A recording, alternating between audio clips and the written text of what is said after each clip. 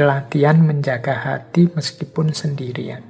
Kadang-kadang kalau kita sendiri itu kan merasa bebas, tidak ada yang mengawasi, karena merasa aman. Kan setiap kali satu kesalahan kita lakukan, satu ketidakpantasan, ketidakharusan kita jalankan, ada satu titik buram dalam hati kita. Sadar apa enggak?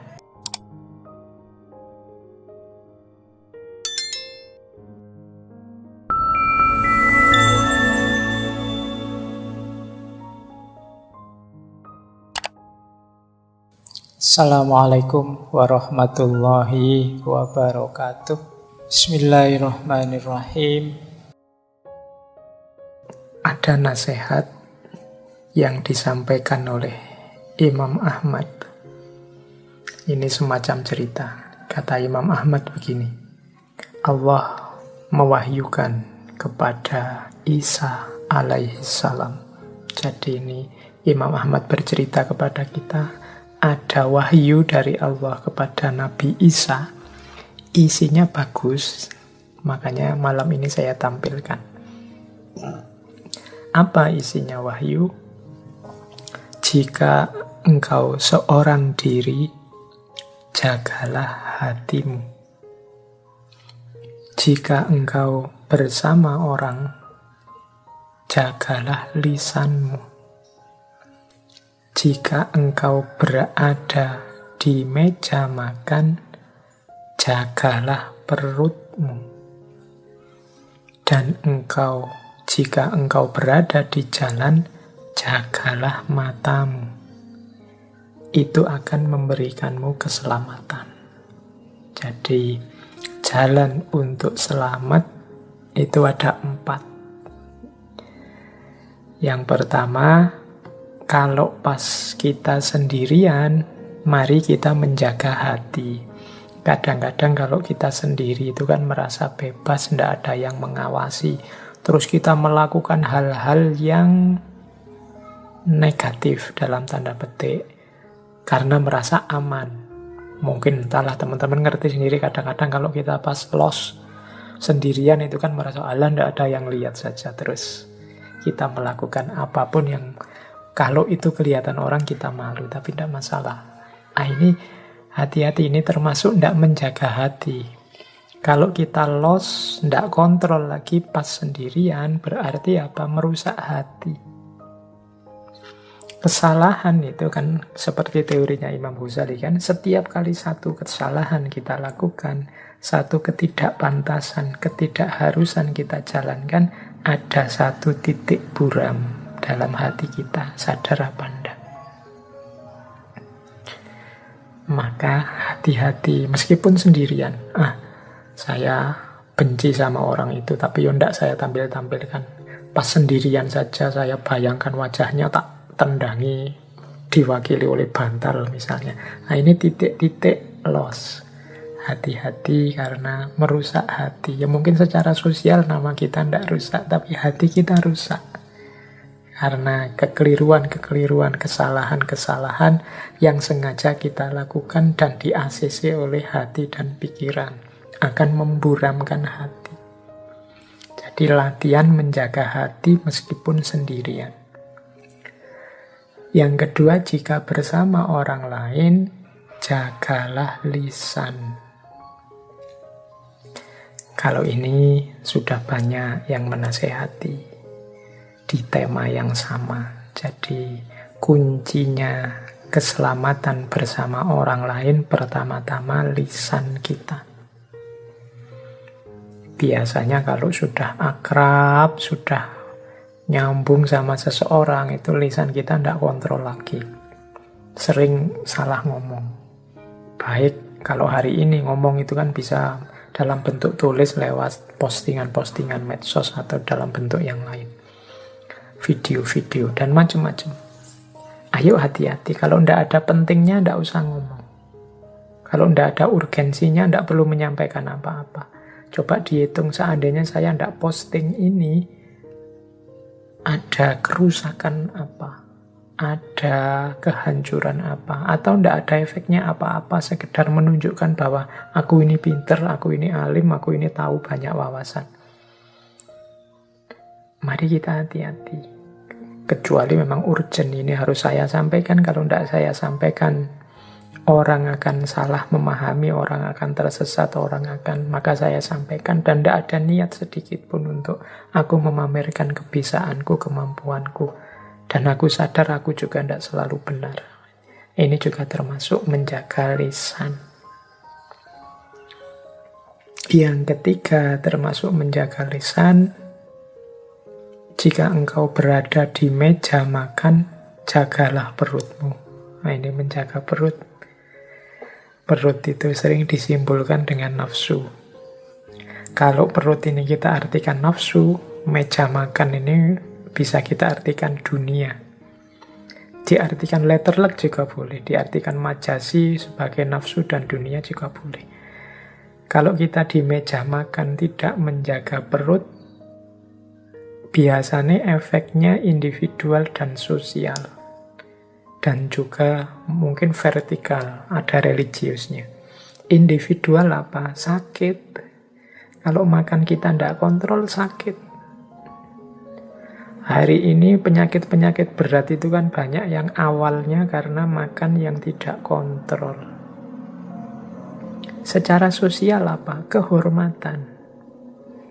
Orang yang tidak bisa menjaga perilaku makannya di meja makan itu secara sosial biasanya dianggap tidak sopan, dianggap tidak etis, tidak beradab, tidak berakhlak. Kalau orang Jawa menyebutnya geragas, rakus, tidak pantas untuk dilihat. Jadi secara etik, estetik, bahkan logis, ini keliru. Maka ini maknanya dalam nasihat wahyu dari Allah kepada Nabi Isa ini. Jadi jika engkau berada di meja makan, jagalah perutmu. Yo secara vertikal hubungannya dengan agama, dengan Allah, yo pastinya Allah tidak ridho, tidak berkenan dengan kelakuan yang tidak menjaga diri, termasuk menjaga perut. Makanya Al-Quran itu kalau tentang makan, kalimat terakhirnya wala tusrifu, jangan berlebihan. Berlebihan itu merusak semuanya.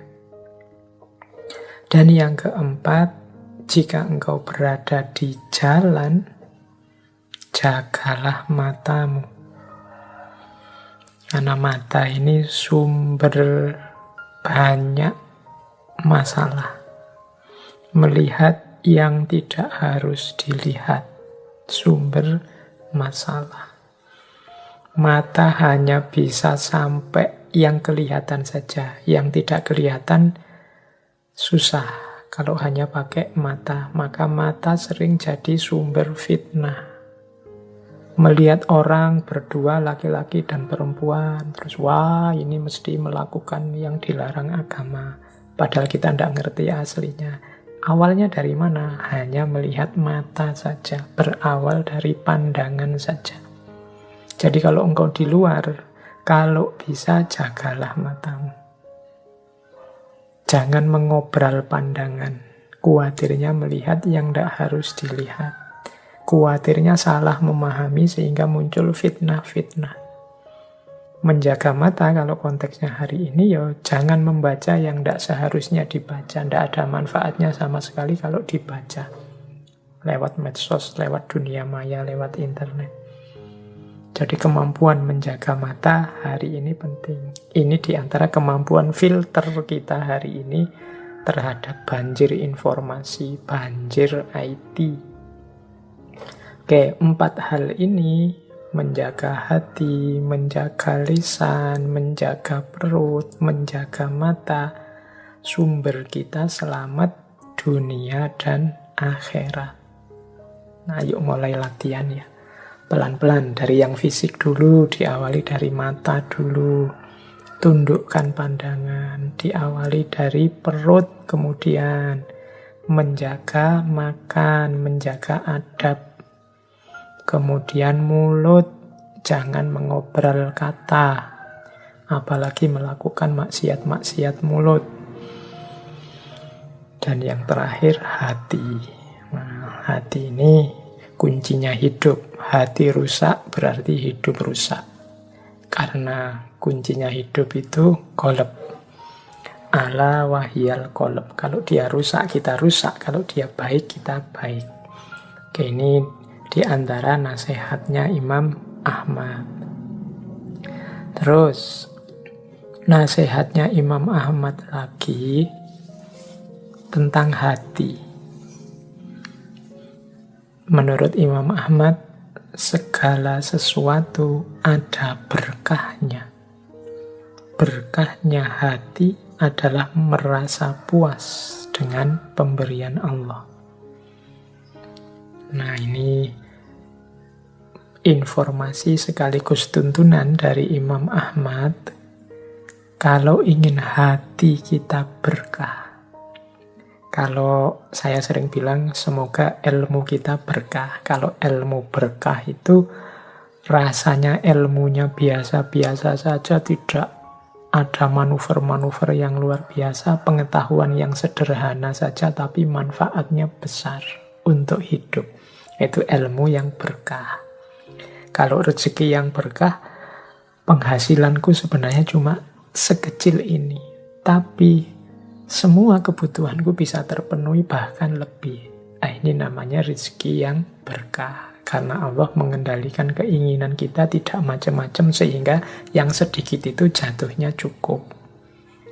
Kalau hati, katanya Imam Ahmad, berkahnya apa? Berkahnya adalah kalau kita puas dengan semua pemberian Allah apa adanya.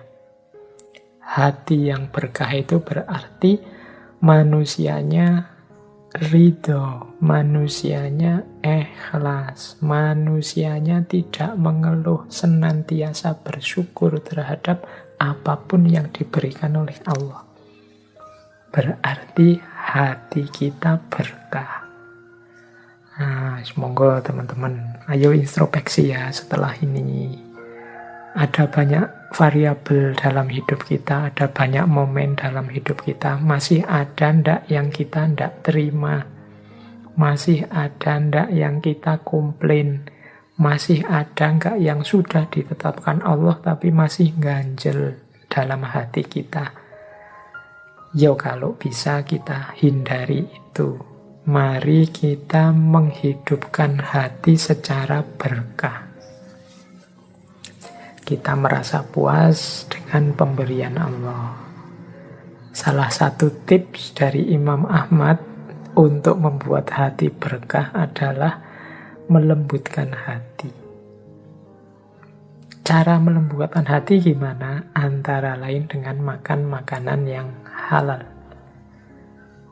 Ini kita bisa menerjemahkan, saya juga akan menerjemahkan makanan yang halal itu baik makanan konsumsi fisik maupun makanan konsumsi batin. Loh, apa bisa Pak konsumsi batin yang halal? Ya banyak. Konsumsi halal secara batin itu kan ya yang mahmudah. Sementara yang haram secara batin yang mazmumah. Jangan masukkan benci, jangan masukkan iri, jangan masukkan hasud, jangan masukkan nifak dalam diri kita. Itu konsumsi yang haram secara batin. Kalau yang halal secara lahir dan secara batin, teman-teman mestinya sudah ngerti. Baik haram karena zatnya maupun haram karena sebab dan efeknya. Kan ada beras itu halal, tapi kalau sebabnya mencuri, beras hasil ngutil, ya haram. Beras halal, cara memperolehnya baik. Berasnya sendiri juga baik. Tapi kalau dipakai untuk melecehkan orang, menghina orang, misalnya kita sedekah beras pada orang miskin sambil mencaci makinya, ya nilainya jadi, efeknya jadi buruk, jadi merusak. Yang haram-haram, baik secara lahir maupun batin, baik dalam zatnya, dalam prosesnya, dalam efeknya, akan membuat hati yang keras. Hati yang keras akan membuat hati tidak berkah. Hati yang tidak berkah itu hati yang tidak puas dengan ketetapan dan pemberiannya Allah. Nah, ayo sekarang mulai kita introspeksi. Kalau masih ada hal-hal yang kita komplain dari ketetapannya Allah, yang kita tidak ridho, tidak rela dari ketetapannya Allah, mungkin karena hati kita tidak berkah. Mengapa hati kita tidak berkah? Hati kita tidak lembut. Sehingga pemberian Allah selalu mental. Mengapa tidak lembut? Jangan-jangan yang masuk hal-hal yang tidak halal, baik secara lahir maupun secara batin. Jadi itu cara kita mengelola hati. Kemarin-kemarin saya banyak bilang tentang hati, tentang pikiran dan ilmu yang berkah. Sekarang Imam Ahmad mengajari kita hati juga harus berkah. Buktinya apa? Puas dengan pemberian Allah. Baik, kita lanjutkan lagi. Ini ada hubungannya juga dengan rizki. Nah, biasanya orang tidak terima itu dalam hal rizki. Gajiku kok sedikit ya, orang lain kaya, aku ndak punya apa-apa, dan seterusnya. Itu urusan rizki.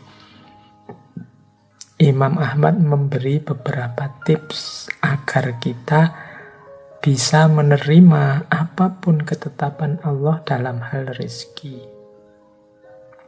Kata Imam Ahmad, rizki itu kalau sudah jatah kita, rizki itu telah dibagi, tidak akan bertambah dan tidak akan berkurang. Setiap orang sudah punya jatah rizki sendiri-sendiri. Tapi Pak, kok ada orang itu yang rasanya kekurangan sementara yang lain kelebihan? Yaitu masing-masing dengan ujiannya sendiri-sendiri. Yang kelebihan, yang merasa lebih mau ndak berbagi, yang merasa kurang mau ndak tetap ridho dan sabar. Kalau jatah sudah pasti. Tinggal kita ridho atau tidak, menerima atau tidak ketetapannya Allah. Rizki tidak akan bertambah atau berkurang. Yang kemudian dituntut oleh Allah sikap kita terhadap rizki. Kata Imam Ahmad selanjutnya, rizki itu disebut bertambah jika pemiliknya memperoleh kemudahan dari Allah untuk menginfakkannya dalam ketaatan. Kalimat bertambah di sini bisa kita artikan barokah. Jadi rizki itu barokah kalau orang yang punya rizki dianugerahi oleh Allah kesadaran untuk berbagi. Menginfakkannya dalam ketaatan, itu barokah. Tadi di depan saya bilang, biasanya orang mendefinisikan rizki barokah itu jumlahnya sedikit tapi rasanya tetap cukup. Ya itu juga termasuk ziyadatul khair. Tapi ada lagi parameter untuk mengukur rizki kita itu benar-benar barokah apa tidak. Yaitu katanya Imam Ahmad, kalau kita punya kesadaran untuk berbagi. Berarti barokah. Yang namanya rizki itu kan jatah kita. Ndak bertambah, ndak berkurang. Lah kok kita mau berbagi dengan orang lain, berarti rizki kita barokah. Tidak sekedar yang sedikit jadi cukup, yang cukup jadi banyak. Tapi berapapun yang kita peroleh, kita punya kesadaran untuk berbagi. Kita tidak berambisi untuk menikmati sendiri, tapi ingin orang lain juga merasakan serba sedikit apa yang kita nikmati. Oke, jadi itu wasiat dari Imam Ahmad tentang rizki. Jadi kalau rizkinya barokah, insya Allah yang masuk ke dalam diri kita juga hal-hal yang barokah. Kalau sudah yang masuk hal-hal yang barokah, hati kita akan barokah. Hati yang barokah adalah hati yang diridhoi oleh Allah. Seperti yang kita jelaskan sebelumnya. Baik, kita lanjutkan dengan wasiat-wasiat dari Imam Ahmad selanjutnya. Terus ada lagi beberapa nasihat Imam Ahmad tentang kebaikan. Suatu ketika putra beliau, Abdullah, bertanya kepada ayahnya, "Wahai ayah, berikanlah wasiat untukku." Kata Imam Ahmad, "Ya bunaya anwil khaira fa innaka la tazalu bi khairin ma nawaital khaira." Wahai putraku, milikilah niat yang baik. Sesungguhnya dirimu akan selalu dalam kebaikan selama engkau memiliki niatan yang baik. Ketika putra beliau meminta nasihat, Imam Ahmad memberi nasihat, kuncinya kebaikan itu ada di niat yang baik. Ini jadi kunci. Kalau niatnya sudah tidak baik, sebaik apapun jenis perbuatannya maupun hasilnya, ya tetap nanti nilainya jadi tidak baik. Sedekah dengan niat biar dia tahu betapa kekayaanku banyak. Ya, pahalanya, catatannya bukan sedekah, bukan berbagi, tapi kesombongan. Bentuknya baik, tapi tertulisnya jadi jelek. Silaturahim itu baik, tapi niatnya apa? Niatnya adalah biar dia sadar berhadapan dengan siapa dia selama ini, biar dia tahu seperti apa kebesaranku. Selama ini kan kita tidak pernah ketemu, kalau ketemu paling dia sadar. Nah, ini niatnya di depan sudah keliru. Kalau niatnya buruk, gerbangnya tertutup untuk kebaikan. Yang kita lakukan meskipun bentuk perbuatannya baik, ya catatannya jelek. Jadi penting teman-teman, tidak sekedar perbuatan kita baik, tapi dia harus kita buka gerbang kebaikan itu dengan niat yang baik. Kuliah itu baik, karena dia jalan ilmu. Tapi kalau niat kita tidak maksimal untuk ilmu, mungkin dalam rangka pekerjaan, mungkin dalam rangka ijazah, nilai yang baik dan macam-macam, ya kita dapatnya hanya sebatas itu. Ya niat baik paling puncak itu kan lillahi ta'ala, karena Allah. Kalau dalam hadis itu kan barang siapa niatnya hanya demi perempuan untuk dinikahi atau demi yang duniawi untuk didapat, ya dia cuma dapatnya itu. Berarti tidak tercatat sebagai kebaikan yang utuh. Itu nasihat pertama.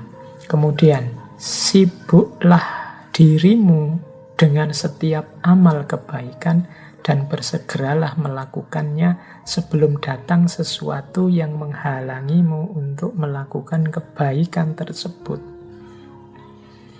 Jadi sebelum melakukan hal yang baik, kalau kita sudah berniat baik, segera ayo kita lakukan kebaikan itu. Niatnya sudah benar, jangan ditunda-tunda lagi. Besoklah, nantilah, nunggu inilah, nunggu itulah. Hati-hati, karena kalau nanti ada sesuatu yang datang yang menghalangi kebaikan itu, ya kebaikan itu akhirnya tidak jadi dijalankan. Di beberapa kesempatan sering saya sampaikan bahwa menunda-nunda kebaikan itu termasuk salah satu mental block. Mental block itu yang menghalangi kita untuk melakukan kebaikan. Selain males, itu menunda-nunda. Menunda-nunda itu ya nanti saja. Mau nulis skripsi apa tesis, nanti sajalah. Sudah diberi oleh pembimbingnya perbaikan ini diperbaiki, nanti sajalah. Nunggu dapat ini, dapat itu. Akhirnya kepepet deadline, kepepet DO, dan macam-macam. Nah, itu karena kita sudah berniat baik tapi tidak segera dijalankan. Sibukkan kita dengan setiap amal baik dan segeralah melakukannya. Khawatirnya nanti tersusul oleh hal lain yang menghalangi kebaikan, menghalangi kita bisa menjalankannya. Mau sholat tahajud, besok sajalah, bulan depan sajalah, nanti sajalah, lama-lama nggak jalan. Begitu mau dijalankan kok badan nggak enak ini, greges ini, nggak jadi sudah. Sekarang ada halangan, kemarin-kemarin waktu longgar nggak dijalankan. Sakitnya sembuh mau dijalankan, waduh ini sudah waktunya siaran langsung sepak bola ini. Sudah mulai ini Liga Champion, nggak jadi wis. Ada yang menghalangi, kemarin-kemarin ngapain saja.